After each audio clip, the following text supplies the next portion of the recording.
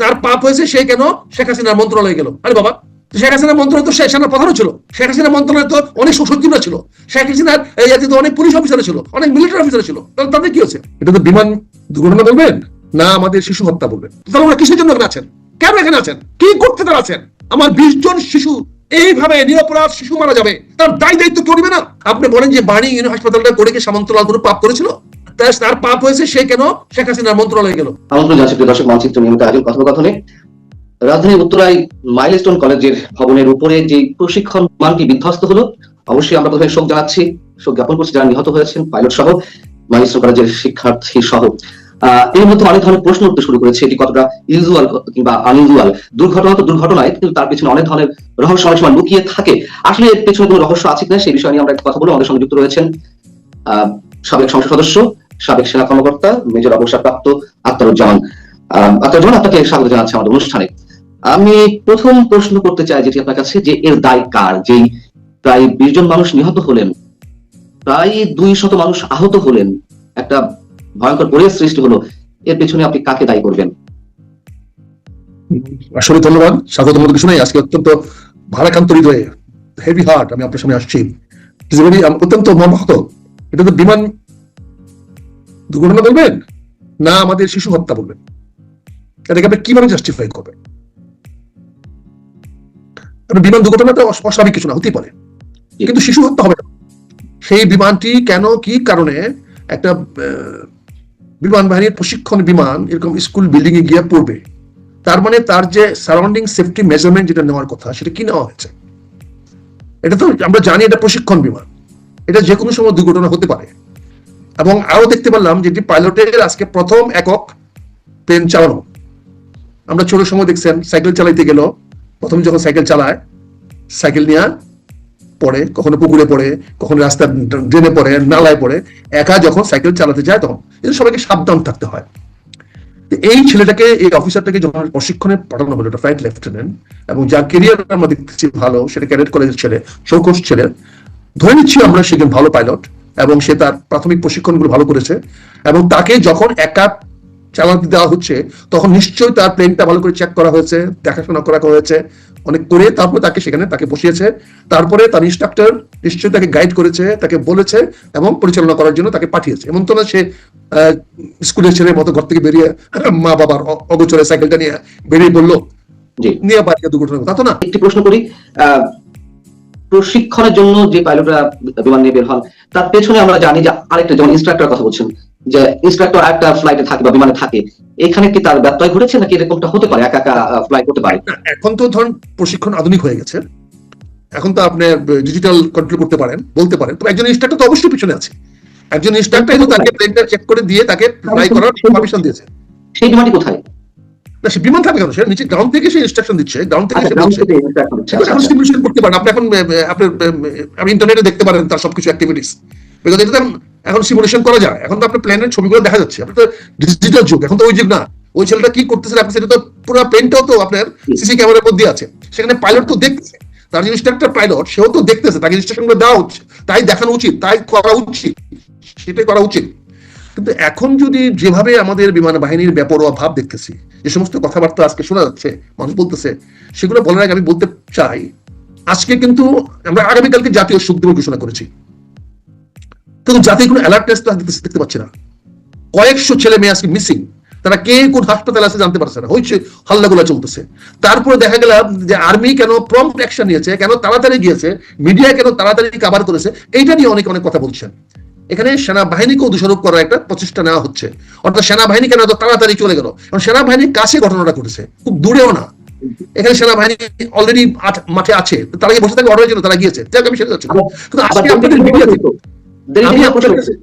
না না হ্যাঁ দেরি প্রশ্ন উঠতো, একই অবস্থা। কিন্তু আমার প্রশ্ন আপনাদের মিডিয়াদের কাছে, যে মিডিয়াটা কিভাবে কন্ট্রোল দেখেন, এখানে শিশু হত্যা হয়েছে, বাচ্চা দেখে মারা হয়েছে, এটা বলছেন না। বিমান দুর্ঘটনায় 20 জন ছাত্র মারা গেছে, এটা কিন্তু নিউজ হেডলাইন না। হেডলাইন একজন ফ্লাইট লেফটেন্যান্ট মারা গেছেন, তার নিউজ হেডলাইন, এবং তার কান্নার ছবি, তার পরিবারের কান্নার ছবি দিচ্ছেন। তাহলে বাকি বাচ্চাদের বিষয়ে হেডলাইন হয়েছে, আপনি স্ক্রল তো আমি দেখলাম, আমি তো এই ঘন্টাখানেক টেলিভিশনে স্ক্রল গুলো দেখলাম ভাইয়া, আপনি সেখানে দেখেন আপনার আমার কথা হচ্ছে ঠিক আছে, দুটি আমার ইম্পর্টেন্স, আমার পাইলট ছেলে মারা গেছে, এটা প্রফেশনাল, মারা যেতে পারে, it's not very important things. দুর্ঘটনায় মারা গেছে এটা নিয়ে মায়া কান্না করা কিছু না, এটা নিয়ে টেলিভিশন নিউজ করা কিছু নাই। দুর্ঘটনায় মৃত্যুটা মারা গেছে উনি এই ছিল কান্নাকাটি করা, this is stupidity of the media. কারণ সে অন ডিউটি সে মারা যেতে পারে, সে ট্রেনিং করছে, সে রিস্ক আছে, মারা যেতে পারে, এটা অস্বাভাবিক কিছু, মারা যেতে পারে। এটা নিয়ে তো তার জীবনের এই ছিল, এই হইতো, ওই হইতে পারতো, এগুলা তো বলা যে রূপবানের কাহিনী বলা। কিন্তু বড় কথা হয়েছে আমার শিশুগুলাকে মারা হলো, এটা তো হত্যা করা হয়েছে, এই শিশুগুলাকে হত্যা করা হয়েছে। এখন যদি কেউ বলে পরিকল্পিত হত্যা করা হচ্ছে, আপনারা ডিনাই করবেন কি করে? এখন যদি কেউ বলে দেশের রাজনৈতিক অবস্থা অস্থিরতা সৃষ্টি করার জন্য, দেশের সরকারকে নড়ে চলে বসার জন্য, সরকারকে চ্যালেঞ্জের মধ্যে ফেলার জন্য এই শিশু হত্যা করা হয়েছে। আজকে আপনারা দেখেন বার্নিং ইউনিটে একটা হাসপাতাল আসছে, আমি জানি না আপনারা এটা আনবেন কিনা। আপনি বলেন যে বার্নিং ইউনিট হাসপাতালটা করে কি সামন্তলাল কোনো পাপ করেছিল? তার পাপ হয়েছে, সে কেন শেখ হাসিনার মন্ত্রণালয়ে গেল? আরে বাবা, শেখ হাসিনার মন্ত্রণালয় তো সেনার প্রধানও ছিল, শেখ হাসিনার মন্ত্রণালয় তো অনেক সচিবরা ছিল, শেখ হাসিনার অনেক পুলিশ অফিসার ছিল, অনেক মিলিটারি অফিসার ছিল, তাহলে তাদের কি হয়েছে?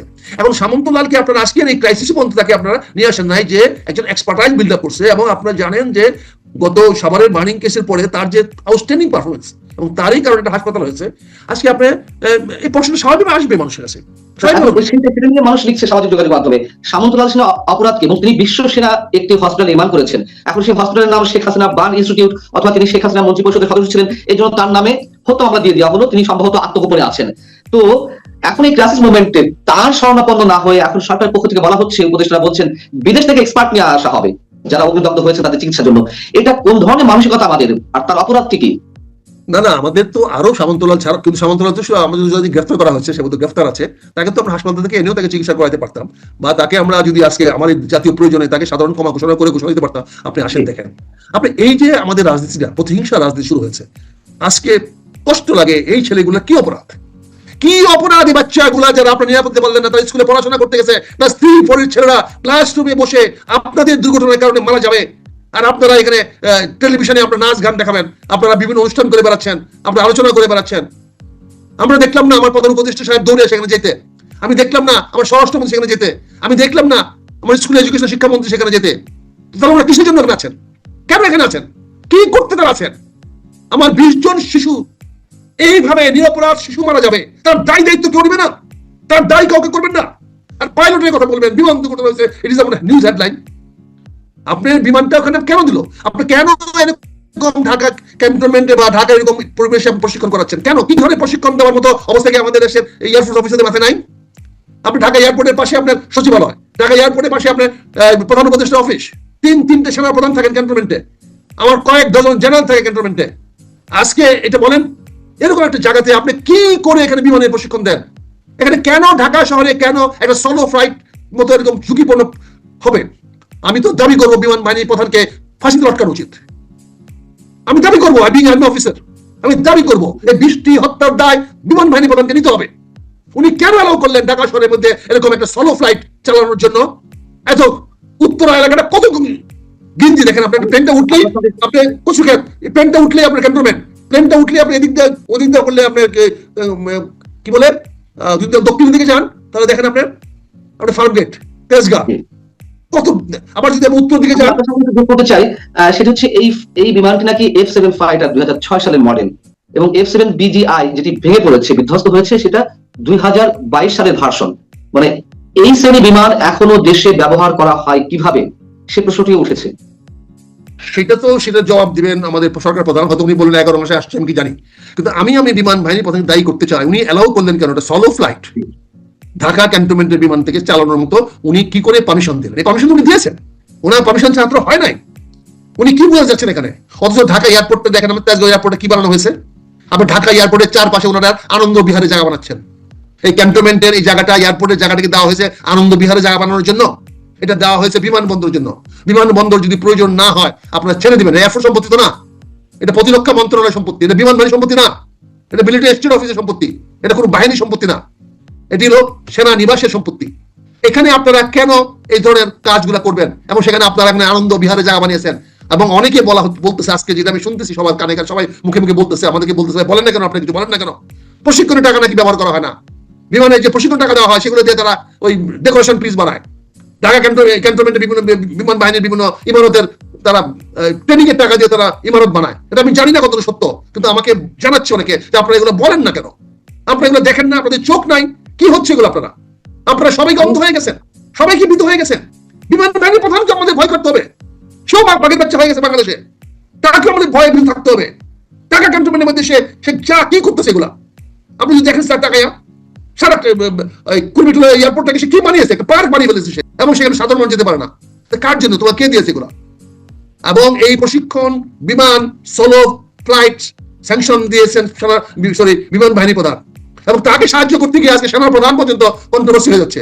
সেনা প্রধানের উপরে আঙুল তুলতেছে মানুষ, কারণ সেনা প্রধান কেন তাড়াতাড়ি প্রম্পটলি গিয়ে রেস্কিউ অপারেশনে গেল? তো রেস্কিউ অপারেশন তো করার কথা এয়ারফোর্স, তার রেস্কিউ ফ্লাইট কেন গেল না? সঙ্গে সঙ্গে হেলিকপ্টার কেন গেল না? সঙ্গে সঙ্গে হেলিকপ্টার গিয়ে ওখানে কেন তারা স্মোক দিয়ে স্কুলের উপরে দিয়ে কেন ফেলানো হলো না?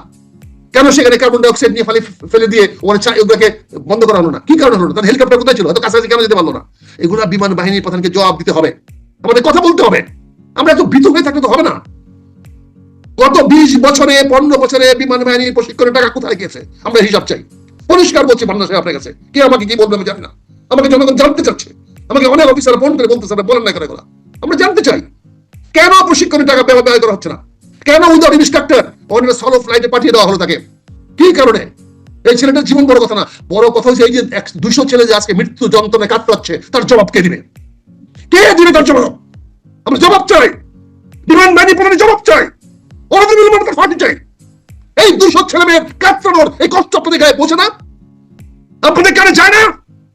এই 200 অনাথ ছেলে মেয়ে, শিশু ছেলে মেয়েরা কাতরাচ্ছে হাসপাতালে, তাদের 70% 80% শরীর তারা পুড়ে গেছে, তাদের কষ্ট আপনাদের কানে যায় না? তাদের দুঃখ আপনাদের লাগে না? আপনারা এখন বসে আছেন হেলিকপ্টার দিয়ে তার বাচ্চাকে, তার বউকে নিয়ে আসেন, রাজশাহী থেকে নিয়ে আসছেন, কি মজার রিক্রিয়েশন ট্রিপ নিয়ে আসছেন, তার মা বাবাকে নিয়ে আসবেন। আর এই ছেলেদের বাবাকে কি করেছেন? পাইলটের বাবাকে নিয়ে আসবেন রাজশাহী থেকে বাংলাদেশে প্লেন দিয়া, আর আপনি এই 200 ছেলে মেয়েদের খোঁজ দেন নাই কেন? আপনি চিকিৎসা ব্যবস্থা করেন নাই কেন? হেলিকপ্টার দিয়ে তাদেরকে কেন হাসপাতাল নিয়ে যান নাই? কি কারণে নিয়ে যান নাই? আজকে আমাদের কেন উষ্মা প্রকাশ করতে হচ্ছে? কেন এগুলো বলতে হচ্ছে? দেশটা কি হয়ে গেছে? ফ্রি স্টাইল হয়ে গেছে, যার যা খুশি। ডক্টর ইউনূস সাহেব, আপনি প্লিজ আল্লাহর ওয়াস্তে, ইট ওয়াজ ইউর ফরমাল ডিউটি ছিল আপনার তাৎক্ষণিকভাবে এই 20টা মৃত্যুদেহের পাশে আপনি যাওয়ার। যদি শারীরিক কাজ দিতে না পারেন, you are medically unfit sir, you are medically unfit. আপনি প্যান্টের মতো ঘুমিয়ে যাচ্ছেন, ঘুমিয়ে রাষ্ট্র চালানো যাবে না। আই এম ভেরি সরি, আমি have to be harsh in my language. আমি এই 200 ছেলে মেয়ের কাতরানো সহ্য করতে পারতেছি না। We cannot tolerate this. আমরা এগুলো সহ্য করতে পারবো না। আসলে আমরা মরি, আমাদের শিশুদেরকে, আমাদের সন্তানদেরকে হত্যা করার কোনো অধিকার পান্না আপনাদের নাই, আপনাদের কারো নাই। স্কুলে পড়তে যাবে শিশুরা, তার উপরে আপনি বিমান চালায় দিবে, তার উপরে নিয়ে, আর সেখানে শিশুরা মারা যাবে। 200-300 ছেলে মেয়ে আজকে সারা ঢাকা শহরে কাতরাচ্ছে, কোথায় আছে না আছে কেউ বলতে পারছেন না, কোন হাসপাতালে আছে বলতে পারছেন না।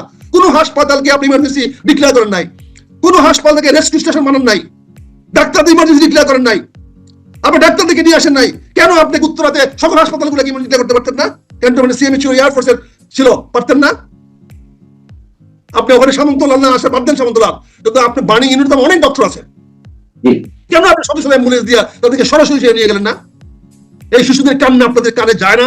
আপনি এত নির্দয়, আপনার ক্ষমতার জন্য এত লোভী হয়ে গেছেন, আপনার দেশটাকে বিক্রি করে দেওয়ার জন্য আপনারা সবকিছু হাত ঘাট দিতে লেগেছেন। আপনি লজ্জা করলেন আজকে আপনারা ওখানে বসে দোয়া করেন, হাত তুলে দোয়া করেন, আপনারা ছুটে গেলেন না কেন? আপনার সমন্বয় না কি বলেন, আপনারা কি করবেন? দেশের সংস্কার করবেন। এই সংস্কারবাদীরা ছুটে গেলেন না কেন আপনারা সেখানে দেখতে?